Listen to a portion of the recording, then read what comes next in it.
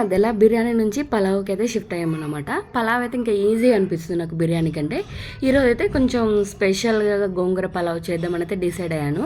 ఇప్పుడు వచ్చేసి కడాయిలో కొంచెం గోంగూర, టమాటా, పచ్చిమిర్చి, ఉల్లిపాయ ముక్కలు వేసుకొని బాగా వేగిన తర్వాత మిక్సీ జార్లో వేసి మిక్సీ పట్టేసుకోవాలి. ఇప్పుడు చికెన్లో పెరుగు, పసుపు, కారం, బిర్యానీ మసాలా వేసి కలిపేసుకొని పక్కన పెట్టేసుకోవాలి. ఇప్పుడు వరకు గిన్నె పెట్టుకొని ఆయిల్ వేసి బిర్యానీ మసాలా కూడా వేసేసుకొని బాగా వేగిన తర్వాత మనం మిక్సీ పట్టుకున్న గోంగూర పేస్ట్ని కూడా వేసుకొని 1 నిమిషం పాటు బాగా ఫ్రై చేసుకోవాలి. ఇలా ఫ్రై చేసుకున్న తర్వాత మనం కలిపి పెట్టుకున్న చికెన్ని కూడా వేసుకొని ఒకసారి బాగా కలిపేసుకొని 5 to 10 minutes పాటు మీడియం ఫ్లేమ్లో ఉడికించుకోవాలి.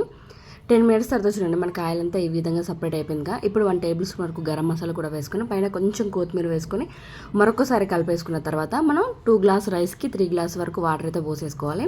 ఇలా పోసిన తర్వాత మనం నానబెట్టుకున్న రైస్ని కూడా వేసుకొని ఒకసారి కలిపేసుకొని పైన కొంచెం కొత్తిమీర వేసుకొని మూత పెట్టి మరొక 10 minutes పాటు ఉడికించుకుంటే మనకు ఎంతో టేస్టీగా ఉండే గోంగూర పలావ్ అనేది రెడీ అయిపోతుంది.